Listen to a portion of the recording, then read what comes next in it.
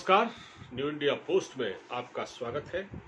तो जनाब, आज आपसे बात करनी है बिहार के बारे में। बिहार में राजनीतिक घटनाक्रम तेजी से बदल रहा है। इस राजनीतिक घटनाक्रम के बीच में आपने देखा कि एलजेपी के वरिष्ठ नेता रामविलास पासवान का देहांत हुआ लंबी बीमारी के बाद, और रामविलास पासवान की आज 13वीं है।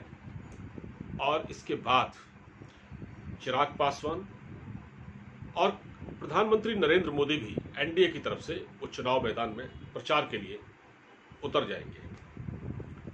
मगर हो क्या रहा है कि एक तरफ चिराग पासवान प्रधानमंत्री नरेंद्र मोदी खुद को, मतलब अपने आप को प्रधानमंत्री नरेंद्र मोदी का हनुमान बता चुके हैं, और वो नीतीश कुमार के बारे में खुलकर बोल रहे हैं।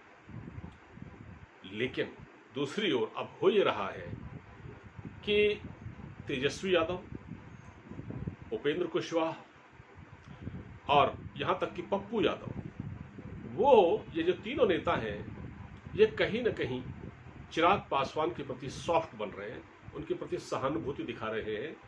और इनका ये कहना है कि नीतीश कुमार ने जो चिराग पासवान के प्रति किया है वो बहुत अन्यायपूर्ण है और उनको ऐसा नहीं करना चाहिए था, उनके साथ अच्छा नहीं किया जा रहा है। ये सिर्फ इसलिए है क्योंकि चिराग पासवान भी, क्योंकि ये राजनीति में तो खैर बाद में आए वो, लेकिन क्योंकि रामविलास पासवान की जो राजनीतिक विरासत है उसको संभाल रहे हैं, और बिहार में एलजेपी का 4 या 5% वोट है।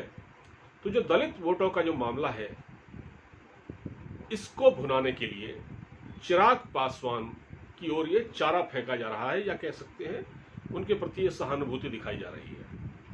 और चिराग पासवान तो ये कह चुके हैं कि जब मतदान होगा, उसके बाद जब रिजल्ट आएंगे, तो बिहार में जो सरकार बनेगी वो एलजेपी और बीजेपी की सरकार बनेगी। वो प्रधानमंत्री मोदी के प्रति बिल्कुल भी उनके खिलाफ मुखर नहीं है, लेकिन अब जिस तरह की वो बातें कह रहे हैं, उससे प्रकाश जावड़ेकर, भूपेंद्र यादव, ये जो नेता हैं, ये सारे नेता ये चिराग पासवान के खिलाफ बोल रहे हैं और कह रहे हैं कि चिराग पासवान किसी तरह का भ्रम न फैलाएं। और क्योंकि वो हमारी पार्टी में, मतलब हमारी पार्टी के एलआई नहीं है, वो एनडीए में नहीं है, तो फिर वो क्यों ये सब बातें कर रहे हैं। लेकिन चिराग पासवान है कि वो मान नहीं रहे हैं। उन्होंने कह दिया है कि वो तो मोदी जी के हनुमान है, और वो ये भी कह चुके हैं कि चुनाव के बाद एलजेपी और बीजेपी की सरकार बनेगी। अब वो पता नहीं किस बिना पे ये कह रहे हैं, लेकिन जहां तक विपक्षी दलों का सवाल है, खासतौर से ये तेजस्वी यादव, पप्पू यादव और इवन उपेंद्र कुशवाहा, ये सब, क्योंकि ये भी सब चुनाव मैदान में है, तो ये लोग चाहते हैं किसी न किसी तरह से चिराग पासवान को अपनी ओर मोड़ना। लेकिन चिराग पासवान, क्योंकि कहते हैं ना कि उनको अभी ये दिख रहा है, क्योंकि मोदी जी क्योंकि बड़े नेता हैं, इसलिए उनकी ओर झुके हुए हैं।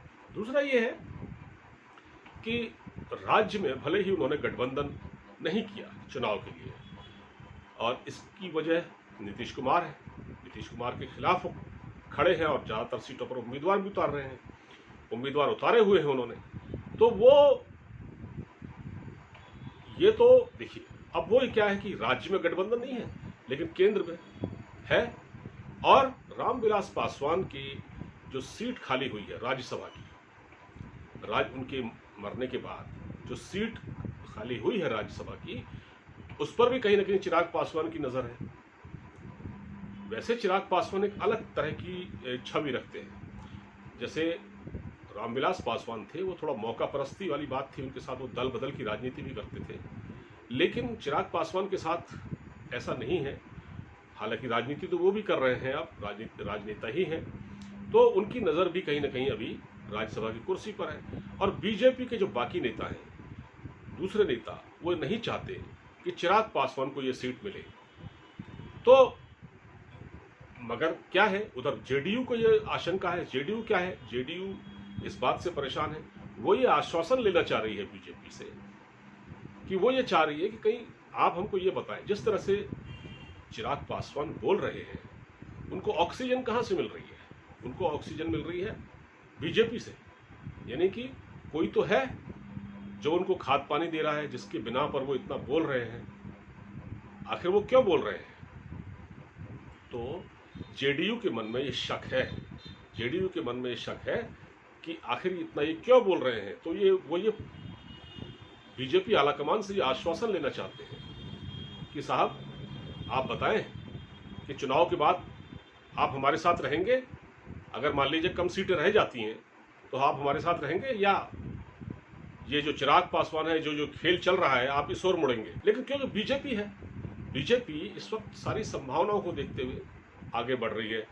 उसने जिस तरह से महाराष्ट्र में धोखा खाया है, पंजाब में उनका गठबंधन टूट गया, तो कहीं ना कहीं वो एक विकल्प के तौर पर, या कहें रामविलास पासवान के बेटे को, चिराग पासवान को अपने साथ रखना चाहती है।